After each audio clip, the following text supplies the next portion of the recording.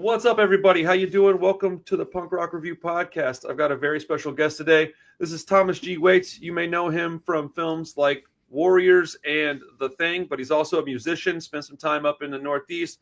From my understanding, you played at CBGBs as well. Oh, yeah, I played at CBGBs. Got a lot of connections to like me and my community, my friends in this group. So this is awesome. This is really cool to hang out and talk with you, man. I appreciate your time. Thank you very much. Thank you for having me.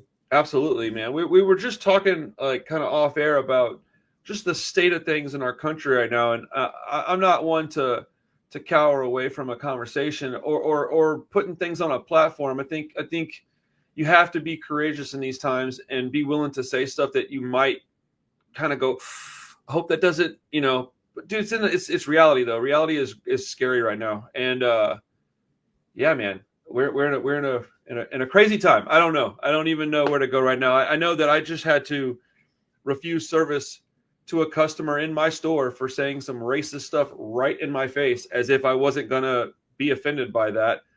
And good for you, dude. I don't even get offended very easily, but it's starting to become harder and harder to not be offended because like people are saying and doing crazy stuff. Like they've been emboldened to do these things by our leaders, the people encouraged that are encouraged to do it. And then you have these folks that are saying that that's not really what's happening. Then how do we get here? Because we have taken like 10 steps back. Like we were making progress. Progress. We had a black president.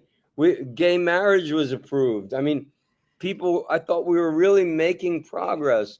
Billions of dollars was raised, for the people to prevent HIV in Africa, to get clean water to people in Africa. I mean, we were making progress as a nation.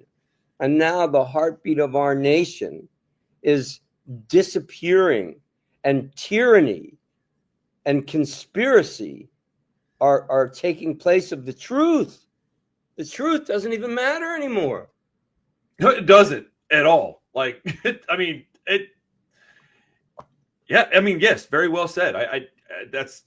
We used to be a place where people looked at us, and while people outside of our country might be like, Americans are kind of annoying sometimes, I think we all kind of think that about everybody outside of our own place. Everybody says that about everybody. Yeah. But we were looked at, generally speaking, as a place where we helped people, we were kind, we let you come in because we wanted you to come in, we wanted everybody to be here, we wanted everybody to have a safe place. The American dream, while it just turns out it was just a big, giant facade, but it was something that we thought was real. And, we all come from immigrants at some degree. That's right. We all of us. Yeah, and, that's right. To say the things that people are saying and to behave the way that they're behaving is crazy. To say that people aren't allowed or aren't entitled to due process when it's you come across the Constitution, mate. Without exception, everyone on American soil is entitled to due process. It says without exception.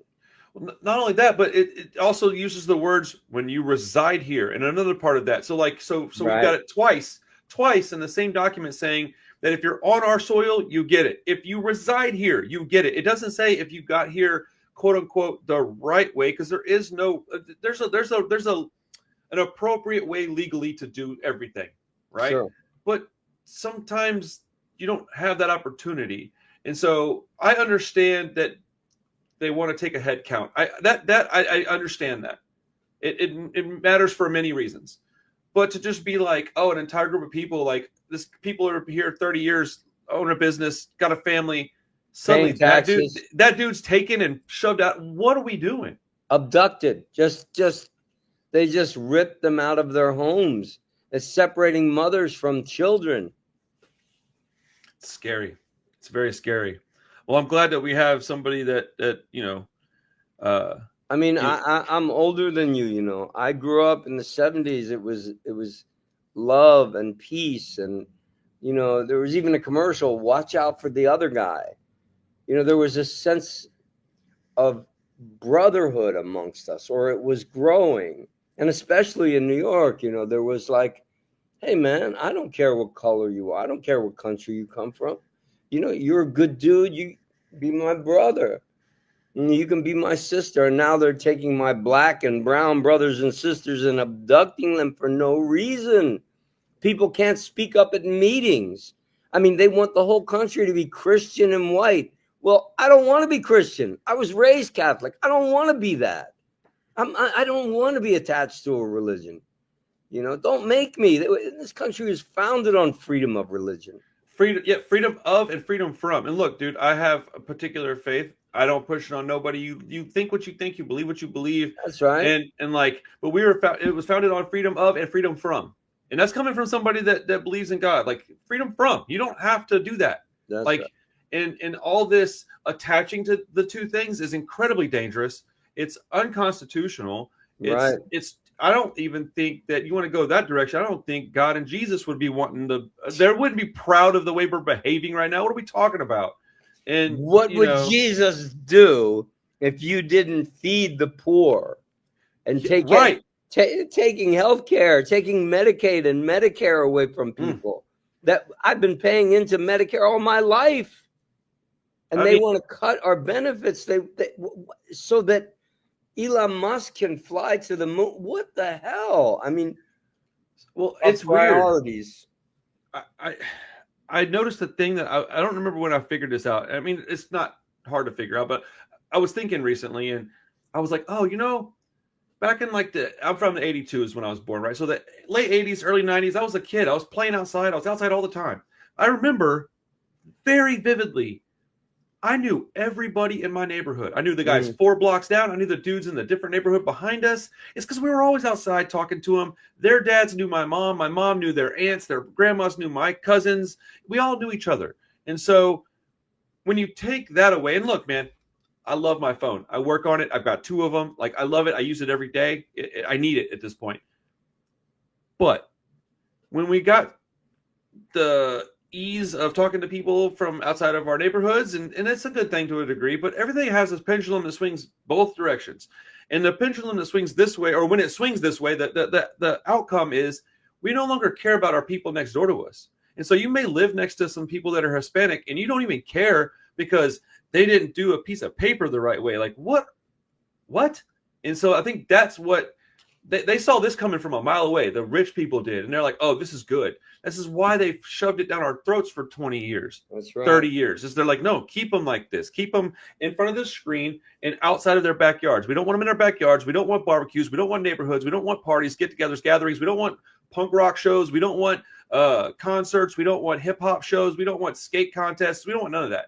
Community. We don't want community. Stay in your house. Stay on your phone. Shut up. Listen to us. We'll tell you who the enemy is. Meanwhile, we're going to lose our entire all of the workforce that does all of our getting our food figured out for us, cleaning our homes, taking care of our yards, all that stuff that nobody wants to do is now going to not get done. And they're like, yeah, we'll just pay more for it. When, where? Well, that's not realistic. Nobody wants to do that shit anyways. Like, it's just, I don't know. And that's not necessarily right either, but it is causing a problem. We got into this comfort zone. Yeah, dude, I could rant on this for like 6 hours. Yeah, it makes me so mad. You're talking, Yeah, I get on my grandstand and I won't shut the fuck up. I mean, I just I'm irate, and I stand on the corner sometimes and sing my songs in downtown New York, and I don't even have a hat out to try to make money. I just do it because I got to sing the truth. I got to sing the truth of what's happening out there. And people want to hear it. Yes. Yes. When I start singing about the truth, people's eyes light up. They go, oh my God, someone's telling the truth. I'm an optimist. And so I believe that people are getting pissed now. And even the people on that side are starting to go, wait a minute, this isn't what we signed up for. Yeah. I'm not going to be the one that goes, well, this is your fault. No, come on over, man. We need as many people as we can get to be on this side of the team, on this side of the line, on our team. So, what part of New York are you doing that in? Because I was just up in New York a couple weeks ago. I work out of a theater called the Gene Frankel Theater on Bond Street, which is the East Village. That's cool. I live Upper East, on the Upper East Side. Okay. But I work downtown mostly. Yeah. And it's cool. New York's a great place. They're having a hard time getting ICE established here because we won't let them. Good. Yeah, yeah. There's a thing today where they just pushed them out. There's a wall of people just blocked them out, and they backed up and walked away. Well, We're going to start finding more and more resistance. we Rise have up, we have the numbers. We have the numbers. They don't have the numbers. We have the black numbers. out the system. Like, this is what the Second Amendment was for, everybody. You wanted your guns, you still have them. Protect your people, protect your sisters, your brothers, your neighbors, your friends from a tyrannical government. That is literally written in. So look, they wanted the Second Amendment, they got it. Well, that means we can protect ourselves too. This is what we're supposed to protect ourselves from. You know, and I'm not calling for violence on anybody necessarily. No. But I despise violence. Yeah, but when a gang of dudes 12 deep show up to take one guy and he's going, hey, what did I do? And they won't tell him. They won't show their face. They won't have a badge on. They won't have identification out. They're not filming nothing. So what do? Well, don't let them take that person if you can avoid it. And I know I'm saying something that sounds like it's easy. You go do it. I get it. If I'm in a position where I have to do that, I guess we'll see what's up, you know? But I don't know. I feel incredibly sad a lot lately. And, you know, we should probably pivot over to a little more happy conversation. You know, this is an entertainment podcast, but like, it's great to know that somebody that I've watched in movies and you know, hopefully we'll get to know is of the same, you know, mind as me, because this is definitely what my friends in my community feels, and it's nice to know that there's others out there, and we see it. It's on the TV, it's on the social media platforms, and it's cool you're out there doing that in New York, out there playing your music and letting people hear it, because there is a truth to it. And I did a song the other night at the bar. You know, these friends of mine were playing, and they called me up to do a song, and I did a song called "Heartbeat of a Nation," and it talks about tyranny and conspiracy over liberty. And not one person clapped. Wow. But when I came down off the stage, 3 guys came up to me and shook my hand and said, that was really important. That was really important what you're singing about. Did you hear what happened today? And I went, no, what? And it engendered a conversation when we started talking about, you know, him firing the jobs woman that gives the jobs numbers, you know, like, don't shoot the messenger, mate. It ain't her fault. It's your fault. You know, but he accepts responsibility for nothing. I mean, don't get me started on this guy. We knew that this guy was no good in New York back in the 80s. You know, right. He took out a full-page ad to hang the Central Park 5. They were these 5 black kids that they just randomly picked up off the street and blamed for a rape of a woman. They had nothing to do with it, as was later proven. And they stayed in jail for a long time. And this guy wanted them killed without a trial. Would that just kill them? I mean, that's what they do in, you know, third world countries with dictators.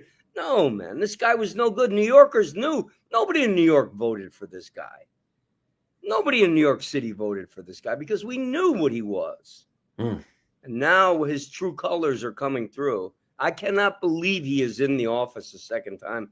After January 6th, I thought, wow, it's done now, right? We see what this guy really is. And the same congressmen, the same senators, the same people that were attacked, that stood up and said he's responsible, are now licking his boots. What is the matter with these people? And when you ask Jerry Nadler or Gillibrand, our representatives, why do the Republicans have no spine? Why don't they stand up to this guy? You know what they said?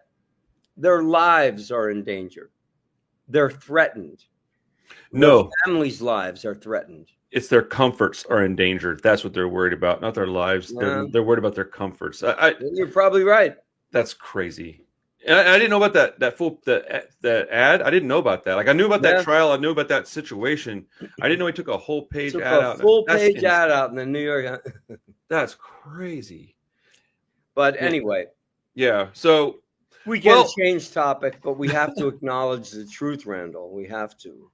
No, it makes sense to at least touch on this. I mean, it's happening right now, and it's going to be something that if we're still here in 50 years, this is going to be a major like pinpoint in history. Like, what happened? What was the outcome of that?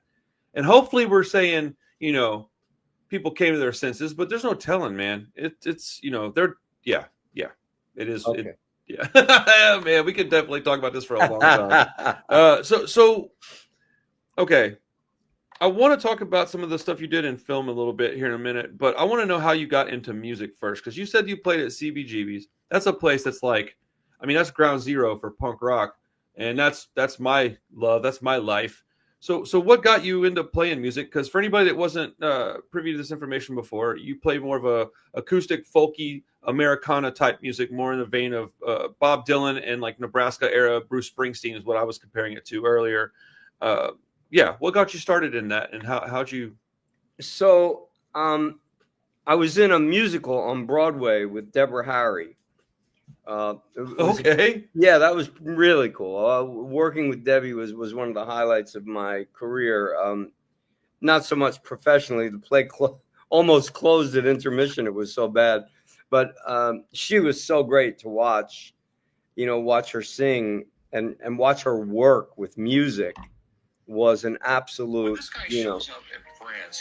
It was a great lesson for me. But what happened with me is I went to Juilliard as an actor, and my last year of school, I was cast in a play where I had to sing and play the guitar, sing a very difficult Russian ballad and play the guitar. And I said to the director, I don't sing or play the guitar. And he said, he was from the Moscow Art Theater. He said, you must learn. That's incredible. Must learn. So that's where it started. I bought an acoustic guitar, an Epiphone for $25. I finally learned how to tune it and play it, and I've been playing it ever since. And I found I have a lot of songs in my heart, and hopefully someday those songs will reach people. I play under the name Heartbreak Waites, Waites. That's the name of my band, and I also play solo as Thomas G. Waites. And there's some stuff on Spotify that I'm proud of there as well. But now it's moving more in a political vein, which is actually, creating some difficulty because some of my band members are afraid because they have to cross the border and so forth. And I understand that. So I'll just do it myself if I have to. But the band is great. I have world-class guitar player named Tony Daniels, a young kid named Cedric Allen Hills who plays keyboard in the cajon, and a beautiful actress named Annie McGovern that's a vocalist. And the four of us, we have a lot of harmonies, and it's beautiful music to listen to, but I'm also a bit of a punk. When I played at CBGBs, I'd take my clothes off and do my band was called the Push-Ups, and I would do one-handed push-ups with my shirt off. That's awesome. What kind of music was that? That was like very, very new wave rock dance. Okay. Like a lot of driving beat on the snare drum.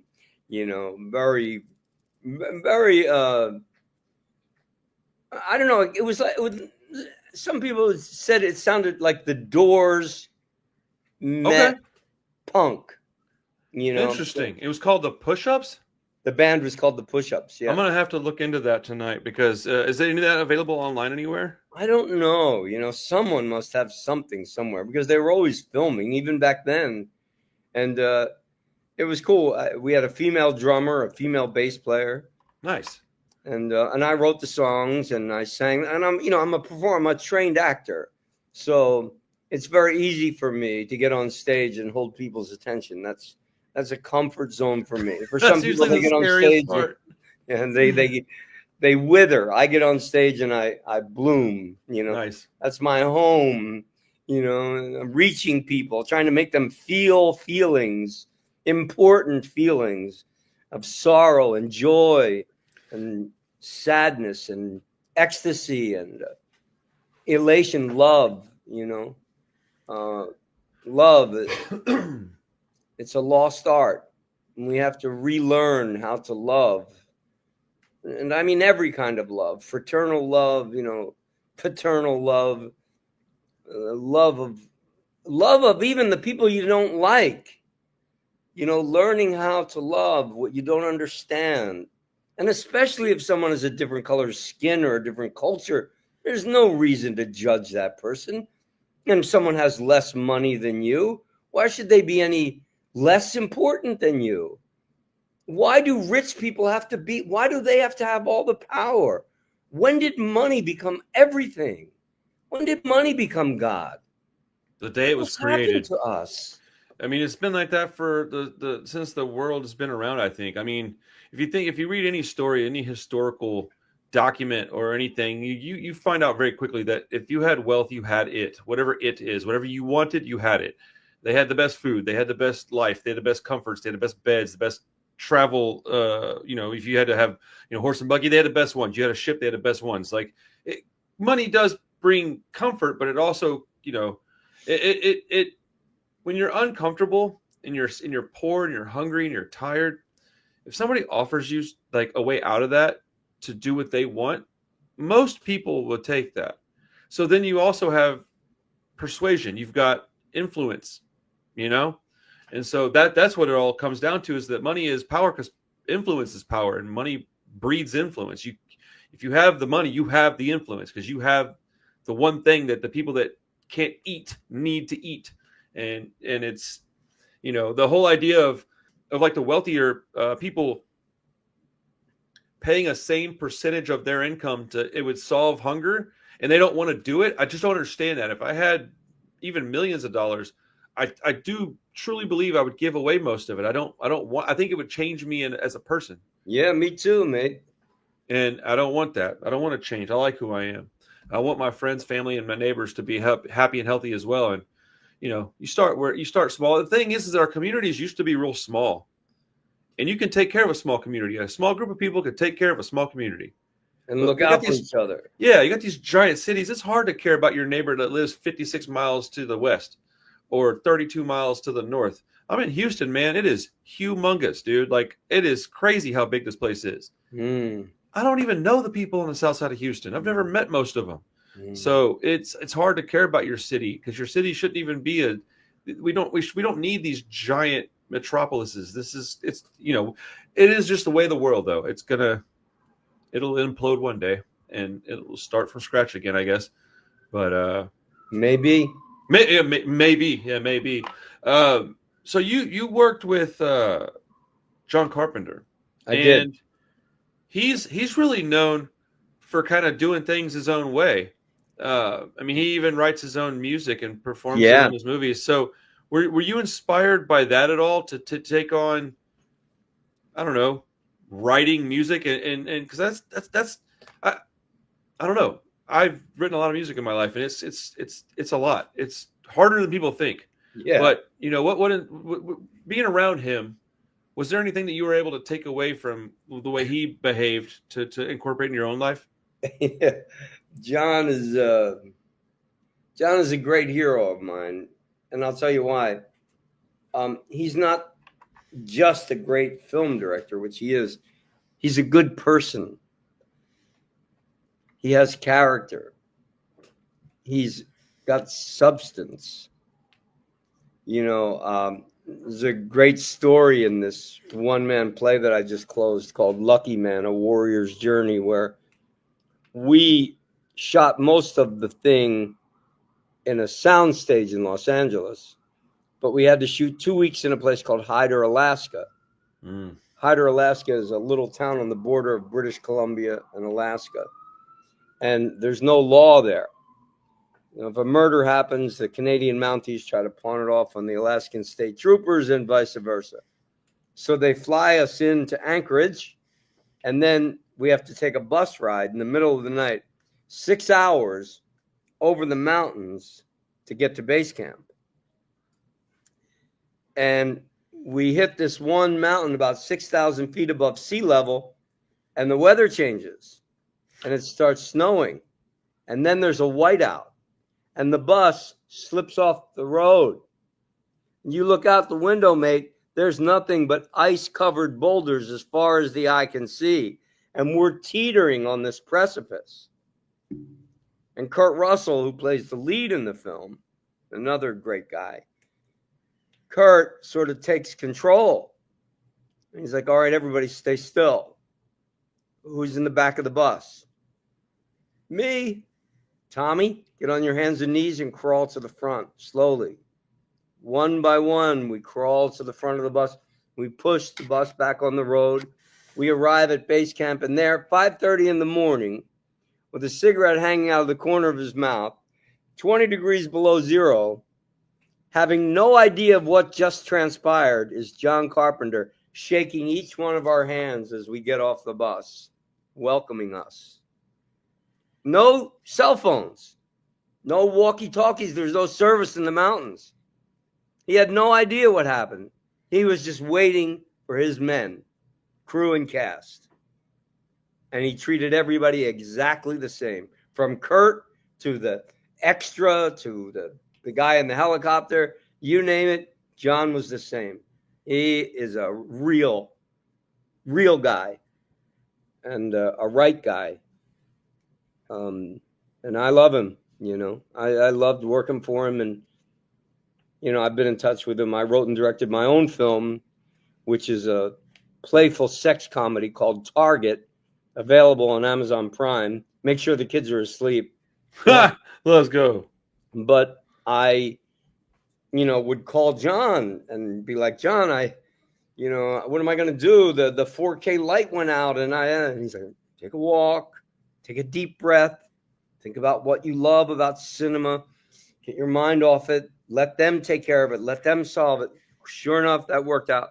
Then when I finished the final cut, I overnight expressed it to him on a Friday at noon, and before noon on Saturday, I got an email saying, Dear Tommy, I watched your movie. I liked it. It was funny. You sure got a lot of value out of those production. You sure got a lot out of those production values, because it was very low budget, 150 grand. Yeah. Do you need an agent to help you sell it? I mean, he took, 90 minutes out of his day to sit and watch my first attempt at being a filmmaker. And I wrote all the music for the film as well. And many of my songs that I do are in the movie. Lucky Man is the theme song. And, that's the kind of guy John is. He's the kind of guy you could call up and say, hey, man, how you doing? And he can't waste his time. Don't misunderstand. Right. But, he'll help you out. He's a real guy. He's a right guy. And I'm so honored to have worked with him. And so lucky. I was in a play with Al Pacino called American Buffalo in 1981, right before you were born. And it's a 3-character play, American Buffalo. It was me, an actor named Clifton James, and Al, the 3 of us, for a year, 8 shows a week.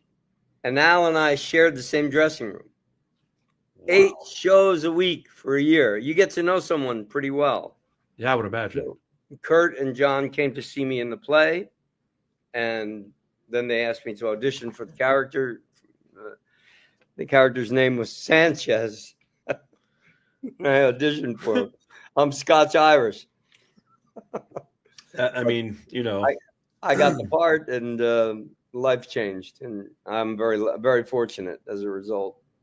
Dude, what a beautiful story. That's awesome. Hearing you talk about your movie actually was the part about that story that I enjoyed the most, because at the core of what I do is that we do our own videos, we do our own channels, we do our own record labels, we do our own record stores. Our community, the punk rock community, the rock and roll community, it's all about DIY. It's all about doing it yourself. And I think that's beautiful that you were able to accomplish that, man. I'm excited to watch it. Oh, good. I hope you enjoy it. There's nothing lewd. There's no nudity, but it's sexual. Sure. It's about a thing called compersion, which is compersion is where you derive enjoyment over someone else paying attention to your mate. Okay. Yeah, it's the opposite of jealousy. Okay. So it's almost like I hate to use the word cuck, but like head in that direction. Cuckold implies demeaning. Okay. Compersion, there's no demeaning involved. Okay. That's the difference.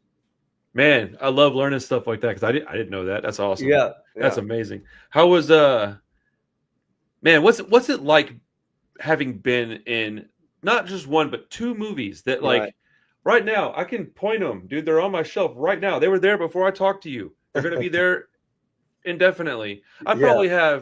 I bet I have six different copies of The Thing and at least two of Warriors Wow. because those are movies that I love. Yeah.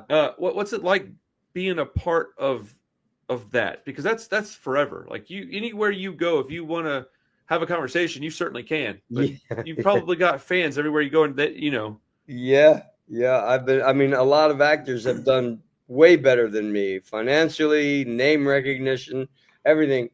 But very few can say that they've been in not one, but two cult classics. So, hence the theme song from the movie Lucky Man. I'm a lucky man. And I'm very fortunate. The Warriors sort of changed cinema. I mean, it's a film that kind of changed the way we look at movies. Uh, I thought it was brilliantly shot by Andrew Laszlo, and Walter Hill's a very good action director. We didn't get along during the filming of it, which was my fault. I was a troubled youth, and I gave him a hard time, and he fired me after 7 weeks, as well he should have. But despite that, I've made amends with him, and the movie itself is quite astonishing. When you look at it, you realize what the guy was doing. He was way ahead of his time. And he was under a lot of pressure making that movie because his most recent film, The Driver, came out while we were shooting The Warriors, and it tanked at the box office. And we were way over budget, way behind schedule. The suits at Paramount were breathing down his neck.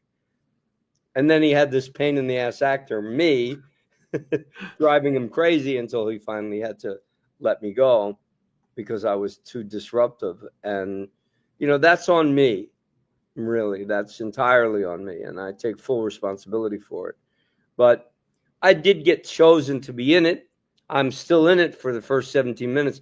In fact, Pauline Cahill, when she reviewed it, said the movie becomes far less interesting once Thomas Waits dies in the movie The Warriors. Dude, that's awesome. And in a way, it kind of now, in great retrospect, many years later, people watch it and they go, "No, you're getting killed made us care more about the gang, Yes, whether or not they were going to survive." 100%. So yes. maybe it all worked out for the best, Oh, yes, I would say so. It does make it a more memorable character, and I think that I don't know. So both of those films have just so many little things in them that you could look back on, and they're just so charming, but they're both scary. They're both honestly kind of. I don't know if realistic is the right word, but I can see both scenarios playing out. Like especially after 2020, man, The Thing became much more okay. Well, that could happen, I guess. Like, didn't know that they were talking about that in that movie. But it really, really could happen. Man. I mean, John was way ahead of his time. So I know we're limited on our time today. Yeah. Would you tell me a little bit about your experiences in CBGBs? What was that like? I only been to New York one time. Didn't even get to go see the building. I can't imagine what that place was like back in the day. I guess it was great. So there was a lot of drugs and alcohol, and the dressing room was like, I mean, graffiti, vomit, needles. I mean, it was a disgusting affair, and yet it was the place to be. And I'll never forget it. Our first time that we played as the Push-Ups, there was some suit in the audience from a music licensing company called ASCAP, right? There's ASCAP. I mean, it's called CSAC. There's ASCAP, BMI, and CSAC. This guy was from CSAC, and they mostly did country music, but he wanted to branch out into punk rock. So he came to see me. he came backstage where I was collapsed in a pool of sweat. I put on a show, mate. One-handed push-ups, shirt off, screaming, yelling, jumping. I gave people their money's worth. And he said, "Look, I want to make a deal with you. So call my office tomorrow." That was my very first public performance as a musician. And it didn't pan out in the end because I don't know if you ever saw that movie, The Commitments. As soon as money gets involved in a band, everyone starts fighting about this and that, and so it didn't. The record deal never actually panned out. But CBGBs was just like, whatever you wanted to do, you could do it, and if it hadn't been done, you could invent it, and that would still be okay. And what was the guy's name that ran it? He had a strange name. Oh, I can't. I'm not going to ask that. I guess we could look it up. But he was a nice guy. I stopped by one day. I said, I'm Thomas Waites. And he goes, "Oh, I know who you are," because the thing had just come out. And I said, nice. "I have a band," and he gave us a date, and we played, and we packed the place. And I forget his name. I'm looking. Wasn't Hilly Crystal, was it? Hilly. Okay. Hilly Crystal. He was a heavy set, friendly. I think he had a southern accent. I'm not mistaken. Well, it was like a Western bluesy bluegrass country bar to begin with, I think, right? I think it was, yeah. And then it evolved into. It was great. CBGB. Now it's a clothing store. Right. That's what I was told when I was up in New York a couple weeks ago. I've been down here in the South my whole life, so I don't even have. I know I have this idea of CBGB, but I don't know like the factoids. I need to do like a whole deep dive onto that place because it birthed everything that I love. They had a great sound system, I'll tell you that. Yeah. Were you there for other shows? Did you hang out there, or were you just there to perform? We would watch other shows and stop by and have drinks. And the Smithereens were pals of ours. And okay. We would open for them and hang out with them and have drinks. They were a nice bunch of guys. Pat was a pal of mine. I think he's passed on. Pat Denizio, is that his name? I'm not sure. The lead singer of the Smithereens. And they were good, and they were very kind to us. And anytime they had a show, they'd ask for us to open for them. And you got to meet a lot of people when you were down there. Sting played down there. It was just, because the sound system was so great, and everybody loved hanging out there. It was the East Village, That's the thing, is like it was a small little club that turned into a punk rock mecca, but it was still a place where people outside of that wanted to be. You wanted to be seen there for sure. And you were right, by the way. It was what was that fellow's name? Pat Denizio. You pulled that right out. That was exactly his name. Yeah, that's awesome. So what were some of the?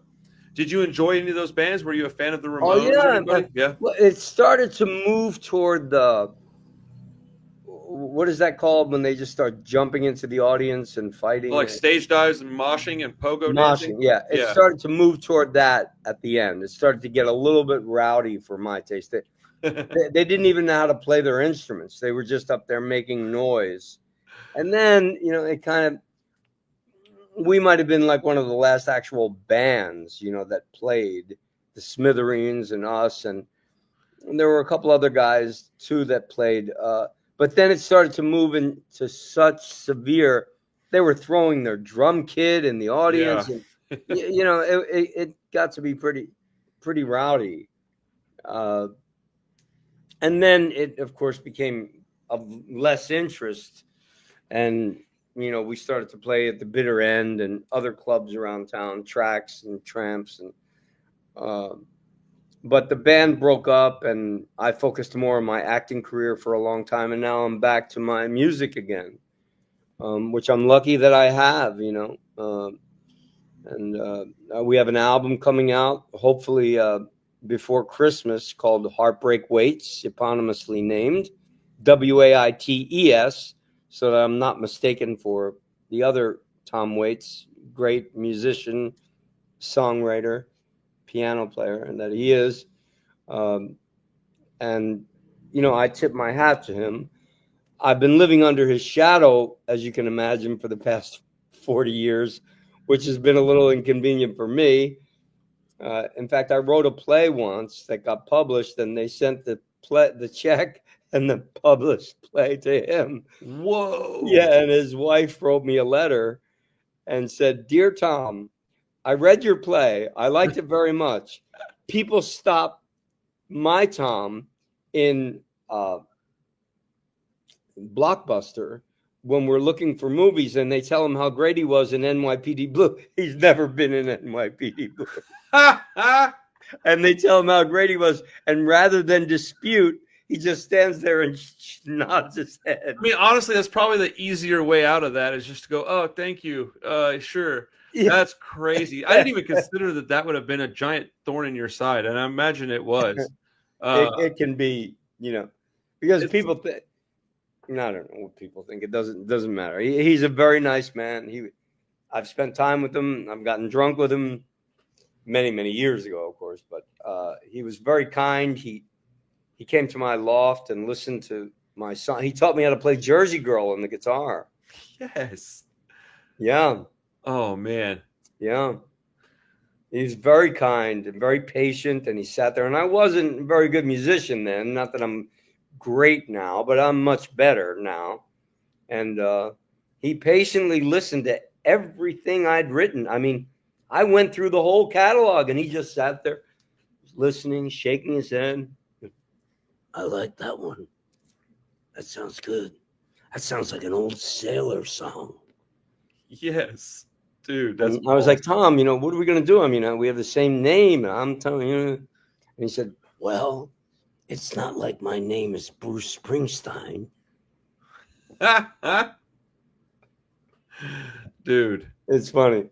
That's amazing. What a crazy journey, man. Yeah. I wish we weren't limited by time today, but we are. So last thing I'll ask you before I let you get out of here, what are your goals for your music? And then do you have something in your career that you look on as like your most fond memory? It's like a two-pronged question. I guess they don't really have much to do with each other, but my way of asking two questions in one, I guess, is kind of, do you have a memory that you're fond of, and what's the future? Well, sure. I think probably I did a film called Injustice for All when I was a young man, 23 years old, with Al Pacino. And when I was finished, I went to Al's trailer, and I gave him a bottle of Anisette, as a gift to say thanks for the gig. And he's like, "I don't drink. I don't. This is the old. I don't drink anymore, Tommy." "Oh, okay. I'm sorry. I had no idea."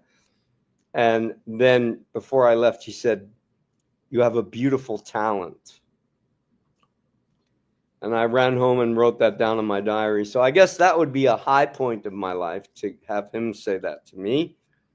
And my ambitions are to have my album, Heartbreak Waites, Waites, come out in November or December, whenever we finally get it together. The songs are all written and recorded. We're just waiting for technical stuff. And it's a slow process, because we're going to release a single, Heartbreak Waites. The title song is going to be the first one, I think. And then Lost is another one, which is about addiction, a father talking to his son about addiction. And then another one called Allentown Hare. And I hope that I get the same kind of recognition as a musician that I once got as an actor. That's my ambition, is to get, man. I want people to hear my music and listen to it and enjoy it and make it their companion. That's beautiful. I am very excited to hear this music, if I'm honest with you. I'm incredibly excited, and I don't believe in coincidences, so maybe there's something I can do to help you in the future. I don't know, but I am very happy to talk to you. What I would like to do is go ahead and close this out. Don't hang up quite yet. Yeah, dude, what a great conversation. Thank you so much for your time. I know. Thank you, Randall. Absolutely. Thank you so much. Everybody out there, you know what to do, man. Go check out the music, go watch the movies, support the artists that you love, be it him or anyone else. Just go talk to your friends next door. That's right. Yourself, shake a hand, give a hug, and be nice. And we'll see you in the next Punk Rock Review podcast.